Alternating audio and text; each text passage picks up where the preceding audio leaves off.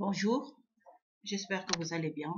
Alors là, on va traiter un nouveau cours de la langue française qui n'est autre que les classes et fonctions grammaticales des mots. Comme vous le remarquez selon le titre, il va composer deux parties. Il sera composé de deux parties. La première, on va parler des classes grammaticales des mots pour aborder par la suite les fonctions des mots. Alors, si vous êtes prêts, allons-y.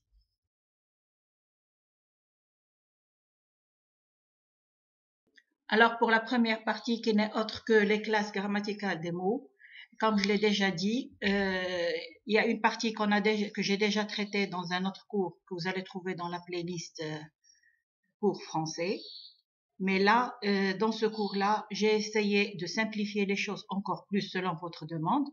Et en plus, j'ai mis pour chaque cas un petit exemple très simple afin de mieux assimiler les choses. Donc, si vous êtes d'accord, on continue. La première question qui se pose dans ce chapitre ou bien dans ce cours, c'est tout simplement qu'est-ce qu'on entend par la classe grammaticale et qu'est-ce qu'on entend par la fonction du mot. Alors, en ce qui concerne la classe grammaticale, ce qu'il faut retenir, c'est qu'elle indique l'identité d'un mot et sa nature. Bien sûr, cette identité et la nature, elle reste la même, quel que soit son emploi dans la phrase. Par contre, pour la fonction, elle indique le rôle du mot dans la phrase. Et bien sûr, ce rôle-là, il va varier selon, bien sûr, son emplacement dans la phrase. Alors, on passe à la suite. Alors, comme il y a les mots variables et les mots invariables, là, on va traiter tout d'abord la classe grammaticale des mots de nature variable et bien sûr, par la suite, la classe, ou bien les classes grammaticales des mots invariables. Ce qu'on entend par les mots variables, c'est le nom, le verbe, l'adjectif qualificatif, le déterminant et le pronom. C'est pour ça que je vous ai dit tout à fait au début de ce cours que cette partie, on l'a déjà traitée dans un autre cours ou bien dans d'autres cours. Mais là, je les reprends d'une autre manière pour simplifier les choses encore plus. Et j'espère que je vais réussir et vous allez mieux les assimiler. D'accord? Alors, on va commencer tout d'abord avec le nom. Alors, pour le nom, il sert à désigner aussi bien une personne, un animal, un sentiment, une chose ou un objet, comme il peut désigner un lieu.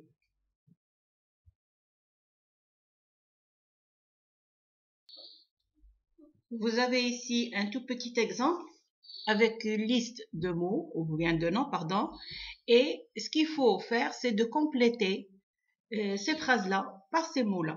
Donc, je vous donne un moment de réflexion avant de traiter la réponse.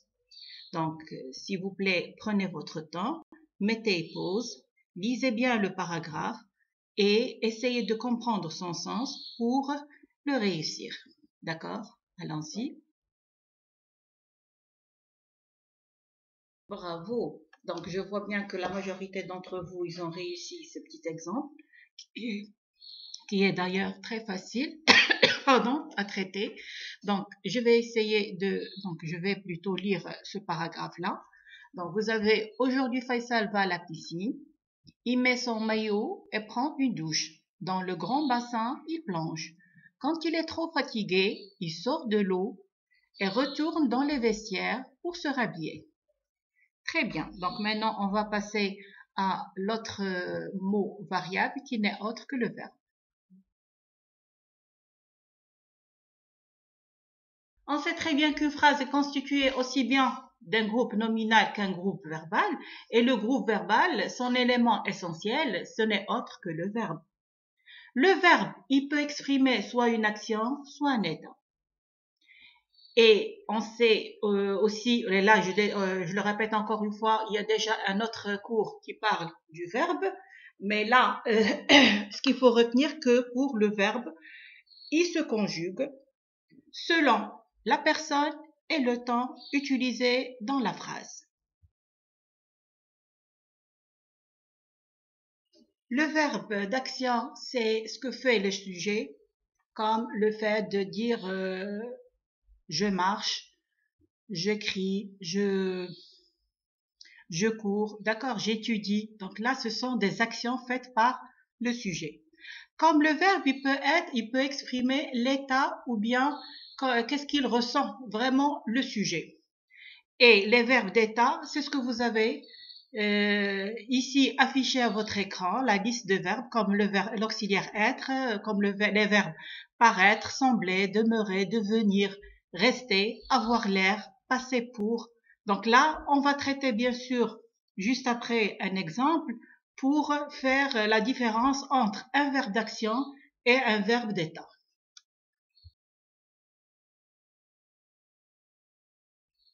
Comment on peut reconnaître ou bien connaître le verbe dans une phrase? Eh bien, tout simplement en se posant la question soit que fait le sujet s'il s'agit d'un verbe d'action, ou bien dans quel état il se trouve s'il s'agit d'un verbe d'état. Le verbe, il peut être soit à la forme simple, soit à la forme composée, selon le temps avec lequel il est conjugué. Je récapitule. Pour le verbe, on a dit c'est l'élément essentiel de la phrase, c'est l'élément essentiel de la phrase et aussi ça fait partie du groupe verbal. Et là, il ne faut pas oublier que le verbe, il exprime soit une action ou bien un état. On peut le trouver soit à la forme simple ou bien à la forme composée. Maintenant, pour les verbes, il y a les verbes transitifs et les verbes intransitifs. Qu'est-ce qu'on entend par ceci? Tout simplement, quand on parle de verbes transitifs, ce sont les verbes qui requièrent un complément, alors que les verbes intransitifs, ils n'en demandent pas. Alors, pour les compléments, c'est-à-dire pour les verbes transitifs, ils peuvent faire appel soit à des compléments d'objets directs, ou bien des compléments d'objets indirects, ou bien les deux. D'une façon générale, ce qu'il faut retenir, la transitivité et l'intransitivité sont des propriétés du verbe. Elles indiquent si la présence d'un ou plusieurs compléments est requise dans le groupe verbal pour que la phrase dans laquelle se trouve ce groupe soit grammatical. Ce qu'on entend par grammatical, c'est-à-dire qu'il soit correct au point de vue syntaxique. Verbe fait appel à deux compléments, là, ce type de verbe est nommé bitransitif. Bi, ça veut dire deux. Alors, les compléments, ça peut être un complément d'objet direct et un complément d'objet indirect, comme ça peut être les deux indirects. Alors, je vais vous donner un exemple, à part les exemples que vous avez devant vous sur votre écran. Quand je dis j'ai transmis mon courrier aux personnes concernées, je répète, j'ai transmis mon courrier aux personnes concernées. Donc ici, on a le sujet, on a le verbe transmettre au passé composé, donc c'est la forme composée. Vous avez mon courrier. Mon courrier, c'est quel complément? Voilà, c'est ça, c'est le complément d'objet direct. Pourquoi? Parce que la question, j'ai transmis quoi? Donc quand je dis quoi, c'est le complément d'objet direct. À qui? À qui j'ai transmis mon courrier? C'est aux personnes concernées. Donc là, c'est le complément d'objet indirect. Et là, on a utilisé un verbe bitransitif puisqu'il fait appel à deux compléments, un direct et l'autre indirect. Est-ce bien clair? Je passe? D'accord. Maintenant, je veux savoir si vous avez bien compris ce que je viens de vous expliquer ou pas à travers ce petit exemple très très simple. Donc, vous avez ici une liste de phrases. Bien sûr, il faut identifier et souligner le verbe et après mettre une croix devant soit action, soit état. C'est-à-dire, est-ce que le verbe dans cette phrase-là, est-ce qu'il exprime une action ou bien un état? Est-ce bien clair? Donc, prenez votre temps, mettez pause, le temps de reprendre cet exemple sur votre cahier ou bien sur votre feuille. Essayez d'y répondre et après, on verra la correction ensemble. C'est bien clair? Alors, bon courage. Bravo, je suis très fière de vous. Donc, vous avez bien compris. Je suis très contente. Alors, je réexplique pour ceux qui ont eu des problèmes. Alors, pour la première phrase, je vais lire la phrase, identifier le verbe et après expliquer est-ce que c'est un verbe d'action ou bien d'état. Pour la première phrase, vous avez elle semble fatiguée après son voyage. Où est le verbe? Voilà, c'est ce qui est en gras, c'est le verbe sembler au présent. Alors, elle semble fatiguée. Voilà, donc c'est un verbe d'état, puisqu'il exprime l'état de la personne, qui est fatiguée. Hamza part en croisière. Le verbe, voilà, c'est ça, le verbe, c'est le verbe partir, qui est toujours au présent. Alors, partir, c'est une action, donc c'est un verbe d'action. Adam a l'air en forme. A l'air, donc c'est un verbe d'état. Kenza descend à sa fille. Donc, c'est le verbe descendre au présent et c'est une action, donc c'est un verbe d'action. Très, très bien. La route devient glissante en fin de journée. Le verbe, c'est devenir et on a dit que pour devenir, c'est un verbe d'état. Les clients se pressent à l'ouverture du nouveau magasin. Là, c'est le verbe pronominal se presser, toujours au présent, et ça exprime une action, donc c'est un verbe d'action. Parfait. Alors, enfin, vous avez l'avant-dernière phrase, vous avez après ces fortes pluies, la campagne est verte et c'est l'auxiliaire être qui est au présent, qui est conjugué au présent et là, ça exprime l'état de la campagne qui est verte, donc c'est un verbe d'état. À la fin, vous avez la porte s'ouvre lentement. Alors là, c'est le verbe s'ouvrir au présent. C'est ça, donc c'est une action et c'est un verbe d'action. Est-ce bien clair? Même pour les gens qui ont eu des problèmes, surtout au niveau de la troisième phrase et la cinquième, c'est-à-dire à l'air et devenir, là, c'est là où vous êtes trompé. Maintenant, vous êtes sûr, vous êtes convaincu que ce sont des verbes d'état. C'est bien ça? Alors on passe, allons-y. Alors, maintenant, pour l'autre classe grammaticale des mots variables, c'est le déterminant. Et là, je répète encore une fois, j'ai traité tout un chapitre en ce qui concerne les différents déterminants. Donc là, j'ai traité dans cette vidéo seulement, plutôt brièvement, juste pour un rappel, avant de voir l'exemple. Alors, ce qu'il faut retenir de façon générale pour les déterminants, il y a les articles, et quand je parle d'articles, il y a les articles définis, indéfinis et partitifs. Qu'est-ce qu'on entend par les articles définis? Voilà, c'est le, la, les et l'apostrophe. Et l'apostrophe qu'on utilise devant un H muet ou bien une voyelle. Pour les articles indéfinis, vous avez un, une et des. Et pour les partitifs, donc les partitifs, c'est du et de la. Du, c'est au masculin et de la au féminin. On montre quelque chose, là, on utilise le déterminant démonstratif. Devant un nom qui commence par une consonne, masculin bien sûr, un nom masculin qui commence par une consonne, on utilise ce.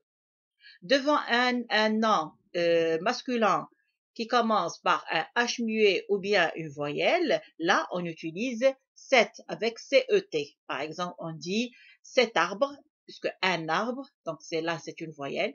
Et pour le H muet, par exemple, homme, on dit cet homme. On ne peut pas dire ce homme. D'accord? Alors, on dit cet homme. Pour un nom qui est au féminin, automatiquement, on utilise cet avec CE de TE. Et CES, c'est pour le pluriel. Pour le déterminant possessif, c'est-à-dire quelque chose qui m'appartient ou bien qui appartient à quelqu'un d'autre. Alors là, on utilise, je répète encore une fois parce que ça dépend, est-ce que c'est pour un seul possesseur ou bien pour plusieurs possesseurs. Donc, je ne vais pas entrer dans les détails puisque c'est déjà expliqué, je vous ai déjà dit dans l'autre cours. Il suffit d'aller dans playlist français et vous allez trouver les déterminants. D'accord? Alors, vous avez les déterminants indéfinis. Alors, indéfinis, la même chose. Donc, on peut trouver tout, chaque, aucun, certains, plusieurs. Là aussi, il est bien détaillé dans l'autre cours. Vous avez le déterminant cardinal lorsqu'il s'agit des chiffres. Et le déterminant ordinal quand on dit premier, deuxième, dixième, d'accord? Donc là, on parle de déterminant ordinal. Et enfin, vous avez le déterminant interrogatif ou bien exclamatif qui ne sont autres que quel, soit au masculin, singulier, masculin, pluriel ou bien singulier, féminin, singulier ou bien féminin, pluriel. D'accord? Donc, je répète encore une fois, pour les déterminants, j'étais trop bref parce que j'ai consacré toute une vidéo en parlant de ceci avec plus de détails. D'accord? Si vous avez bien compris ce que je viens d'expliquer, vous serez capable de traiter ce petit exemple qui est très simple d'ailleurs, parce que là, il suffit de me donner la sorte du déterminant pour chaque phrase. D'accord? Alors, comme je l'ai déjà dit tout à l'heure, quand il s'agit d'un exemple, mettez pause s'il vous plaît, reportez l'exemple sur votre cahier, essayez de bien réfléchir avant de répondre pour ne pas faire des gaffes ou bien des erreurs. Et surtout, je répète encore une fois, lisez bien la consigne avant de répondre. Toujours, il faut bien comprendre la consigne. Ce que j'entends par consigne, c'est-à-dire ce qui vous est demandé, que ce soit ici ou ailleurs dans votre vie scolaire. Toujours, lisez la consigne, bien la comprendre avant de répondre. Il faut surtout pas se presser. Prenez votre temps. Waouh, super. Alors, on va faire la correction ensemble. Est-ce que vous êtes prêts? Allons-y, je vais lire chaque phrase et bien sûr pour expliquer pourquoi j'ai utilisé tel déterminant et non pas un autre. D'accord? Alors, pour la première phrase, qu'est-ce que je vais dire? Je vais dire, oui, c'est ça. Alors, quel repos, quel réconfort pour moi. Donc là, c'est une exclamation. Alors, donc quel, c'est pas une interrogation. Il n'est pas utilisé pour l'interrogation, mais pour l'exclamation. D'accord? Alors, vous avez chaque. Chaque fois que je rentre dans l'ascenseur, j'étouffe. Donc, le déterminant ici, c'est chaque et c'est un déterminant indéfini. Très bien. Là, la maison est si confortable. Alors, là, c'est un article défini. C'est bien ça. Vous avez pour la quatrième phrase, ces enfants sont très bien éduqués. Ces enfants, alors voilà, donc c'est les possessifs. C'est un déterminant possessif. Et enfin, vous avez cet arbre est si grand. Déjà tout à l'heure, j'ai parlé de l'arbre. Donc là, cet arbre, donc c'est un déterminant démonstratif. Pourquoi on a utilisé CET? Parce que c'est un nom, il est utilisé devant un nom masculin. D'accord? On passe maintenant au pronom. Alors pour le pronom, il tient la place du nom. Et afin d'éviter les répétitions, on l'utilise, c'est-à-dire dans une phrase, surtout pour les phrases complexes, on l'utilise pour remplacer le nom afin d'éviter les répétitions. Il y a différents types de pronoms. Il y a le pronom personnel, adverbial, indéfini, relatif, démonstratif, possessif, ordinal et interrogatif. Et vous avez l'exemple devant chaque type de pronom. Donc là aussi, je vais passer brièvement puisqu'il est déjà traité auparavant. Et on va passer bien sûr à un petit exemple pour voir si vous avez bien compris ce qu'on entend par le pronom, l'usage du pronom. Dans cet exemple qui est devant vous, là c'est très simple parce que je vous demande pas d'utiliser, c'est pas à vous de chercher quel est le pronom qu'il faut mettre pour chaque phrase parce que là je l'ai déjà utilisé qui est en gras d'une autre couleur. Là, il suffit de me dire ce pronom-là, il reprend quel nom de la phrase. D'accord? Simplement souligner le mot ou bien le groupe de mots qui a été repris par le pronom. D'accord? Allez-y, mettez pause. Je vais attendre votre réponse.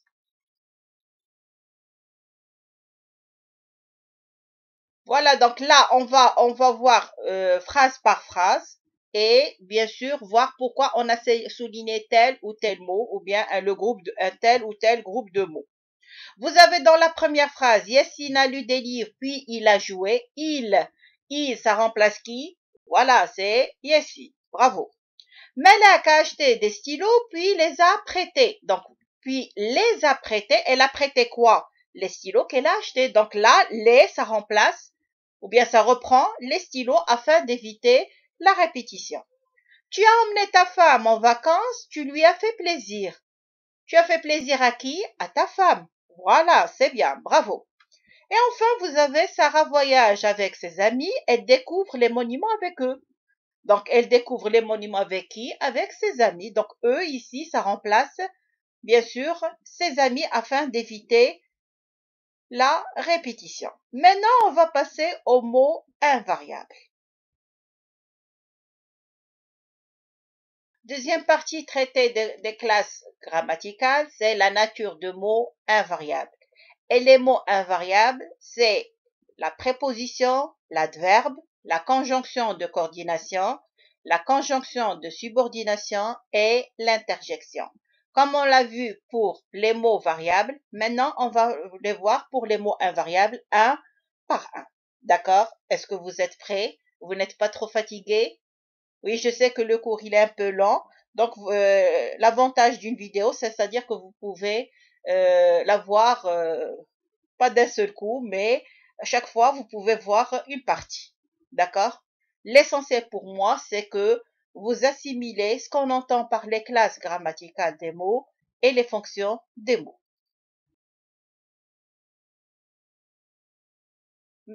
Premier mot invariable, c'est la préposition qu'on va traiter tout de suite. Ce qu'on entend par la préposition, c'est un mot de liaison qui introduit soit un complément d'objet indirect, soit un complément du nom, soit un complément d'agent ou bien un complément circonstanciel. Cette proposition, on ne peut pas la supprimer, d'accord? Là, c'est un élément essentiel dans la phrase et qui est placé devant les différents compléments que je viens de citer. Un exemple de proposition, c'est ce que vous avez devant vous, c'est à avec accent, dans, sur, chez, etc. Et tout ceci, on va le traiter à travers un tout petit exemple. Alors, cet exemple, il est très simple. Tout simplement, il suffit de remplacer le verbe qui est en gras par un groupe nominal suivi d'une préposition. Donc, je vais vous faciliter la chose en vous donnant la réponse pour la première phrase et à vous de chercher pour les autres. Mais à condition de traiter l'ensemble correct. D'accord? Allons-y. Donc, pour la première phrase, je vais dire comprendre un texte. Donc, le verbe, c'est comprendre. Alors, comprendre, je dois l'utiliser c'est-à-dire le convertir en un nom. Donc, c'est la compréhension. Et utiliser la préposition de. Donc, qu'est-ce que je vais dire? La compréhension d'un texte. Alors, est-ce bien clair maintenant? La consigne? Allez-y. Bravo, très très très bien. Donc je suis très fière de vous. Vous avez compris la consigne. D'ailleurs, de toute façon, l'exemple il était très très simple. Donc je vais lire pour chaque phrase la bonne réponse. Comprendre un texte, comme je l'ai dit tout à l'heure, je vais dire la compréhension de texte. Abuser de ses pouvoirs, donc le nom qui vient de abuser, du verbe abuser, c'est l'abus. Alors c'est l'abus de pouvoir. Rédiger un rapport, c'est la rédaction d'un rapport. Lire un roman, c'est la lecture d'un roman. Acheter une voiture, c'est l'achat d'une voiture. Réussir un examen, c'est la réussite d'un examen. D'accord? Maintenant, on va passer au second mot invariable. Maintenant, l'autre type de mot invariable, c'est l'adverbe. Qu'est-ce qu'on entend par adverbe? Ben, tout simplement, c'est un mot invariable qui modifie le sens d'un autre mot ou bien il lui apporte une nuance. On peut, d'une façon générale, soit l'enlever, le modifier ou bien le déplacer, le remplacer et le déplacer ou le déplacer. L'adverbe, il ajoute une détermination à un verbe quand je dis par exemple marcher doucement ou bien rapidement. il ajoute une détermination aussi à un adjectif quand je dis très agréable ou à un autre adverbe quand je dis trop rapidement. Maintenant, on va passer aux différents types d'adverbes. Alors, comme je l'ai dit, il y a différents types d'adverbes. Premier type d'adverbe, c'est les adverbes de manière. Et vous avez les exemples quand je dis bien, mieux, etc. Vous avez les adverbes de lieu. Et là aussi, je vous ai donné des exemples. Il y a les adverbes de fréquence ou de temps, les adverbes de quantité ou d'intensité et les adverbes d'affirmation. À part les adverbes que je viens de citer, il ne faut pas oublier les adverbes de négation, d'interrogation et d'exclamation. On a déjà vu pour les différents mots, que ce soit variable ou invariable, qu'on a déjà traité dans ce cours-là auparavant. Après chaque mot, on traite un exemple. Maintenant, pour les adverbes, vous avez un tout petit exemple qui est très simple.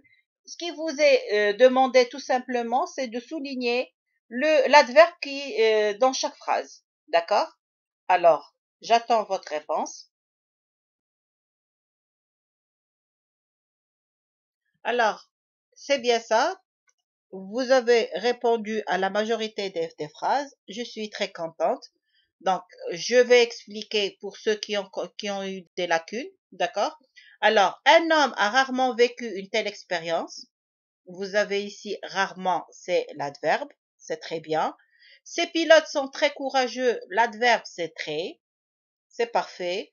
Vous avez, elle avança lentement. Donc, lentement, c'est l'adverbe. C'est très bien. Il a disparu mystérieusement. Donc là, c'est mystérieusement. Cette soupe est très bonne. Vous avez très. Lisez attentivement l'énoncé de ce problème. Là, l'adverbe, c'est attentivement. C'est parfait.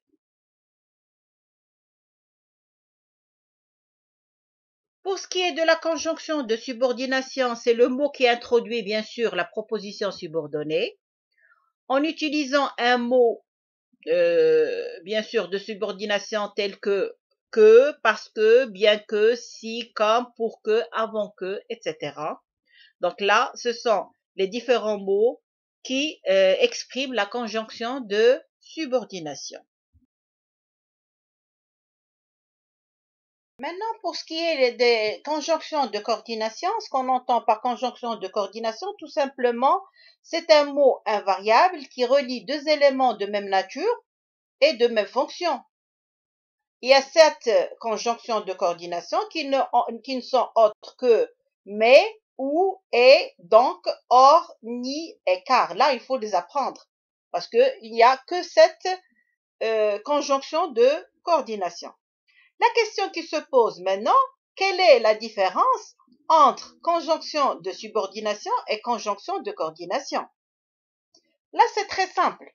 Quand il s'agit de conjonction de coordination, là, on parle de conjonction qui relie des éléments de même rang grammatical, alors que pour les conjonctions de subordination, ils introduisent des propositions dépendantes qui s'appuient sur la proposition principale. Parce qu'il y a, dans une phrase composée, il y a la proposition principale et la proposition subordonnée liées par la conjonction de subordination.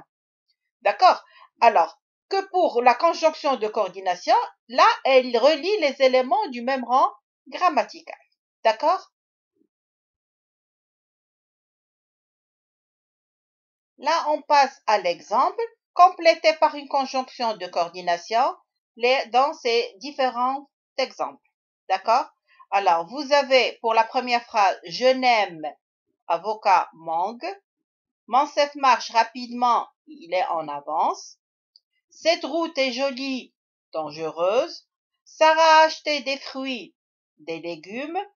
Que veux-tu? Du jus d'orange, de citron? J'allais donner la réponse, d'accord? Alors, Yessine roule assez vite, il est en retard.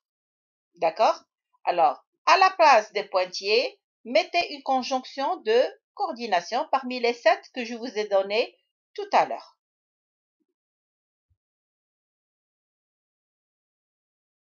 Et voilà la réponse. Donc, je suis très, très fière de vous. Je suis très, très contente de voir que vous avez bien assimilé aussi bien les mots variables que les mots invariables jusque-là. D'accord? Et là, je donne et j'explique la réponse. Vous avez là, pour la première phrase, bien sûr, c'est une phrase négative, donc il n'aime ni l'une ni l'autre. Donc là, on utilisait ni et ni pour exprimer la négation.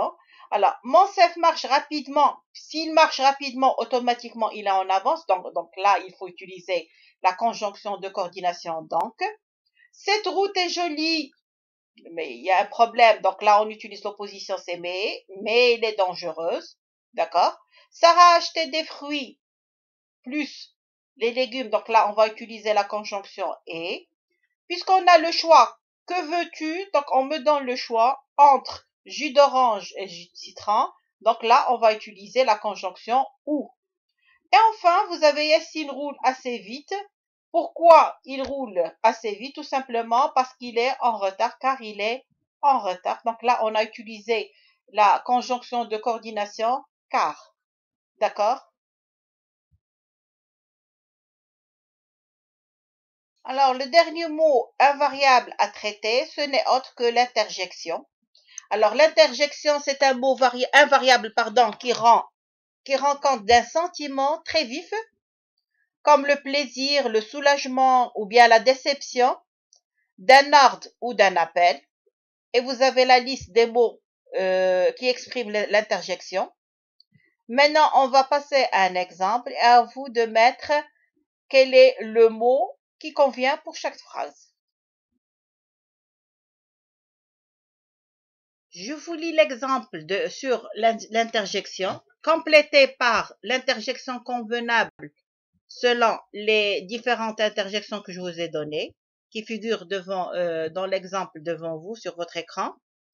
Et les phrases, vous avez « Nous voilà donc arrivés »,« Les beaux jours vont finir »,« Pourquoi restez-vous en arrière ?»« C'est nous qui remportons la coupe » et la dernière « Quelle chance !» Et là, je vous dis bonne chance. Vous connaissez maintenant le principe. Allez-y, j'attends votre réponse. Parfait. Donc là, je lis les phrases avec la bonne réponse. Ah, nous voilà donc arrivés. Les beaux jours, hélas, vont finir. Eh bien, pourquoi restez-vous en arrière? Hurrah! Donc là, on est content. Hurrah! C'est nous qui remportons la coupe. Et enfin, oh, quelle chance! D'accord? Bravo. Alors, puisqu'on a ici, on est arrivé à la fin pas du cours bien sûr, mais à la fin des classes grammaticales, et on va passer maintenant à la deuxième partie de ce cours-là, qui n'est autre que les fonctions des mots.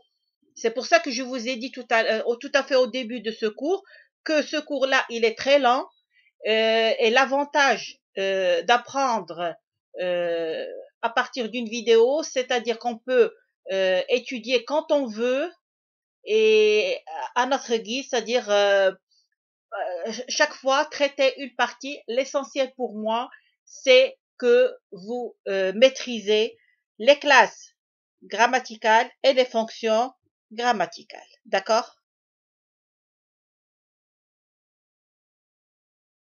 On est arrivé là à la deuxième partie de ce cours-là, qui n'est autre que les fonctions grammaticales des mots. Alors, pour cette partie, je ne vais pas traiter l'exemple pour chaque élément, mais jusqu'à la fin de cette partie-là. C'est pas comme tout à l'heure.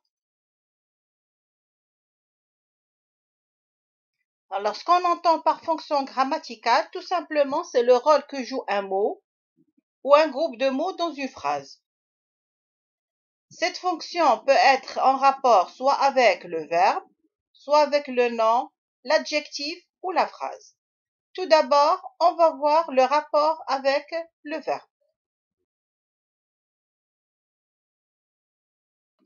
Les fonctions liées au verbe ne sont autres que le sujet, le complément d'objet direct et indirect, l'attribut du sujet l'attribut du complément d'objet direct et le complément d'agent. C'est ce qu'on va voir tout de suite.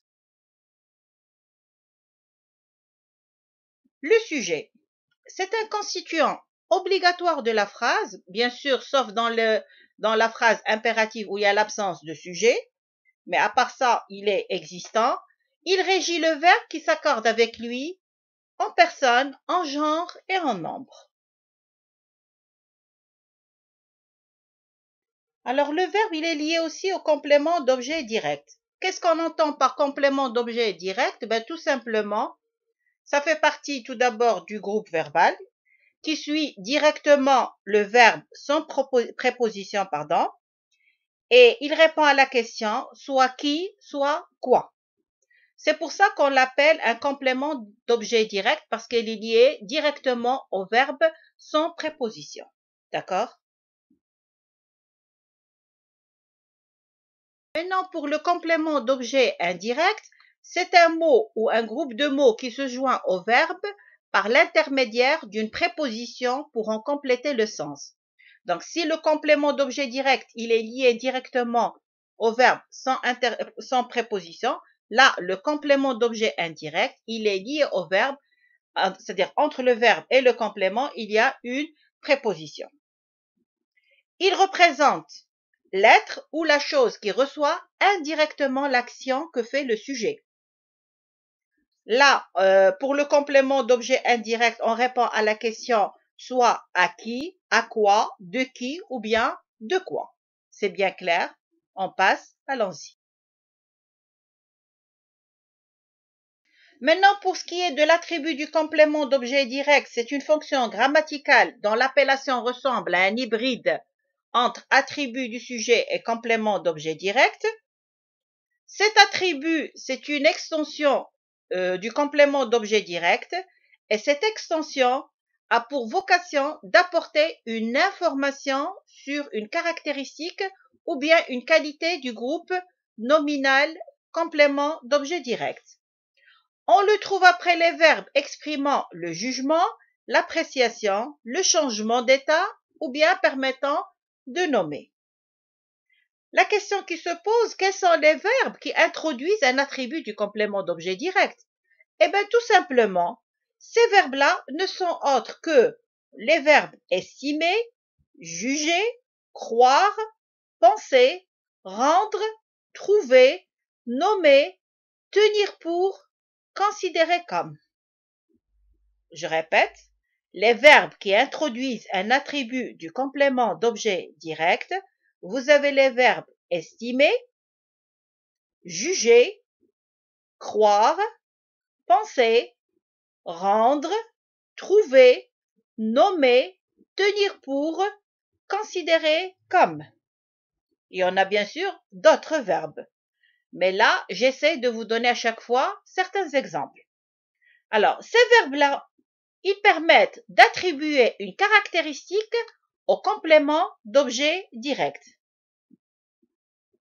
L'attribut du complément d'objet direct, il est apposé devant ou bien derrière le mot ou le groupe de mots qui est le complément d'objet direct dans la phrase. D'accord? Alors, pour le complément d'agent, je l'ai déjà traité dans le cours de la voix active à la voix passive, c'est-à-dire la voix active et la voix passive. D'accord? Alors là, je reprends seulement un rappel. Pour le complément d'agent, c'est un complément du verbe qui n'apparaît qu'à la voix passive. Il est introduit par soit la préposition par ou parfois on trouve la préposition de. D'accord? C'est selon les exemples. Qu'est-ce qu'il indique ce complément? Eh bien, tout simplement, il indique la personne ou bien la chose qui effectue l'action exprimée par le verbe et subie par le sujet. Le complément d'agent est le sujet du verbe à la voix active. D'accord? Comment reconnaître un complément d'agent? Eh bien, tout simplement, il est toujours introduit par la préposition par ou bien de. Là, c'est la première chose. Deuxième chose, il indique la personne ou la chose qui effectue l'action du verbe. Donc, pour vous simplifier les choses, il s'agit du sujet du verbe lorsqu'il est à la voix active. C'est ça le complément d'agent. Maintenant, on passe aux fonctions qui sont liées au nom. Il y a tout d'abord l'épithète lié ou bien détaché. Un nom, il peut être complété par des mots ou bien de groupes de mots de différentes classes grammaticales, soit d'un adjectif, soit par une proposition. Par un adjectif, quand je dis par exemple une baleine blanche, donc blanche c'est l'adjectif. Par une proposition, quand je vais dire par exemple la baleine qui est poursuivie par tel navire, d'accord? Ou bien par un groupe prépositionnel quand je vais dire un navire en bois. Alors, en bois, c'est un groupe prépositionnel.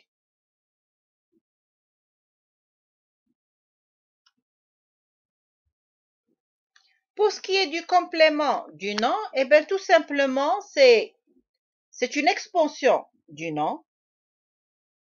D'une façon générale, un nom ou un groupe nominal relié au nom par l'une des propositions de, à, en, d'accord? Il peut être introduit également par les propositions avec, sans, S-A-N-S, pour, contre, d'accord? Je donne un exemple, un livre pour enfants, donc là pour donner plus d'explications, un sirop contre l'atout. Donc là, ce sont des exemples de complément du nom. Alors, pour ce qui est de la position, ben, tout simplement, c'est un nom ou bien un équivalent de nom qui va nous apporter une précision sur le nom qu'il complète.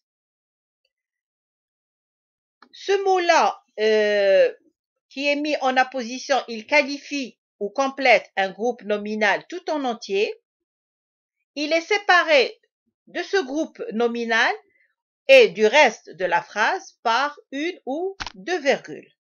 Je donne un exemple. Quand je dis par exemple Melek, virgule, ma fille, virgule, est une vraie bosseuse.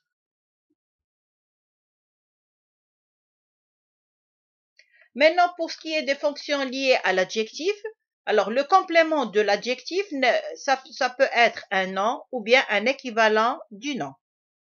Et pour l'équivalent du nom, soit un groupe nominal, soit un pronom, soit un infinitif, il est généralement introduit par une préposition. Si je prends l'adjectif, par exemple, qualificatif, il a pour fonction d'attribut du sujet quand il accompagne un verbe d'état. L'attribut du sujet est indispensable. Il ne peut être ni supprimé ni déplacé. C'est bien clair? Alors, on a terminé la partie du cours. Maintenant, on va passer aux différents exercices concernant les fonctions du mot, bien sûr. Alors, c'est premier exercice sur la nature et fonction. Tout simplement, parmi cette liste, dites-moi quels sont les mots qui sont variables ou bien invariables. Les mots, ce ne sont autres que manger, comme, magnifique, prêt, doux et très. Je répète, la question, c'est de me dire quels sont les mots qui sont variables ou bien invariables, tout simplement. Vous le remarquez, bien sûr, les mots variables sont le verbe manger, magnifique et doux. Pour le reste, ce sont des mots qui sont invariables, comme prêt et très. D'accord? Là, c'est un exemple qui est très, très simple. Deuxième exercice, eh bien, tout simplement, vous avez 4 phrases. Dans ces phrases-là, il faut me souligner les noms communs. On sait très bien que pour les noms, il y a les noms communs et les noms propres. Bon, pour cet exercice, seulement de m'indiquer quels sont les noms communs et de les souligner. Avant de voir avec vous le corrigé de cet exemple, j'aimerais faire un rappel euh, sur le nom commun et comment le savoir. Eh bien, tout simplement, ce qu'il faut retenir pour le nom commun, il commence toujours par une lettre minuscule et il est souvent précédé d'un déterminant. Ce mot commun, il peut désigner soit des personnes, des choses, des lieux ou des sentiments. D'accord? Alors maintenant, revenons à notre exemple. Quand je dis voici la neige et le vent que la météo nous annonçait. Les noms communs, voilà, c'est la neige, le vent et la météo. Vous trouvez bien qui commence par une minuscule et la lettre minuscule et sont précédés par un déterminant. Pour ce qui est de la deuxième phrase, on dit que les tissus synthétiques irritent souvent les peaux délicates. Voilà, il y en a deux noms, communs, c'est tissu et peau. Pour la troisième phrase, vous avez quand elle l'observe, elle a un regard attentif. Donc là, pour cette phrase-là, le nom commun, c'est un regard.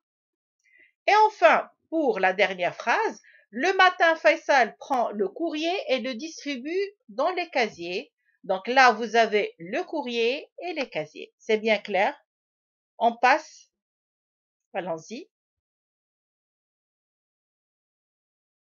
Dernier exemple pour ce cours-là, eh bien, tout simplement, pour chaque phrase, il faut m'indiquer quelle est la classe grammaticale des mots qui sont en gras et la fonction des groupes de mots qui sont soulignés. Je répète, faites attention parce que là, c'est deux questions dans la même consigne. C'est d'indiquer la classe grammaticale des mots en gras et la fonction pour les groupes de mots qui sont soulignés.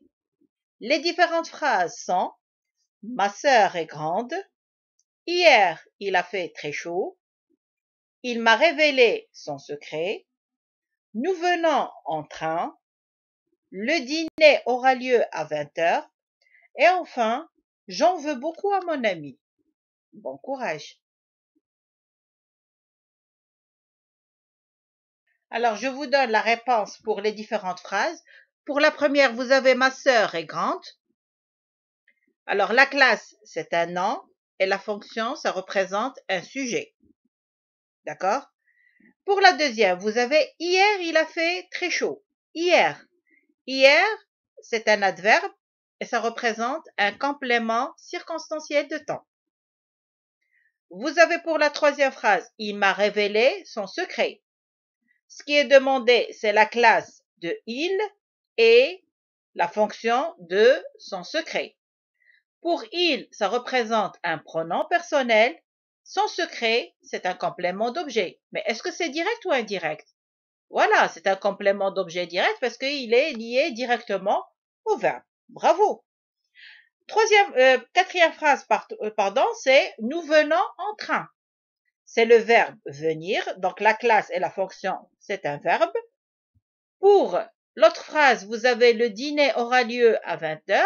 Donc là, c'est un groupe nominal. Le dîner, c'est un groupe nominal qui représente le sujet de la phrase. J'en veux beaucoup à mon ami. Alors, j'en veux beaucoup à mon ami, vous avez le je,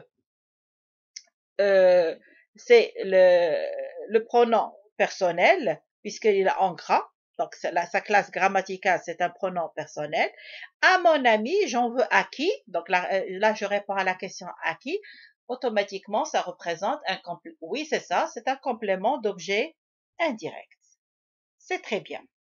Alors, j'espère que ce cours-là vous a été bénéfique, que vous avez appris une chose.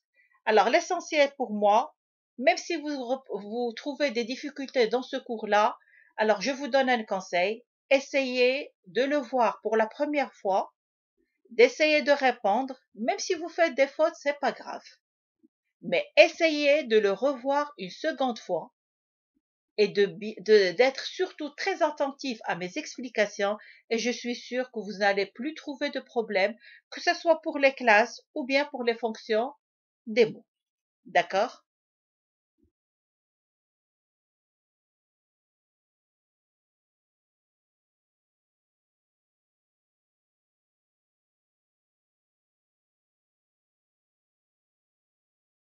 Avant de terminer cette vidéo, j'aimerais attirer votre attention que ce cours-là, vous allez le trouver dans la playlist français.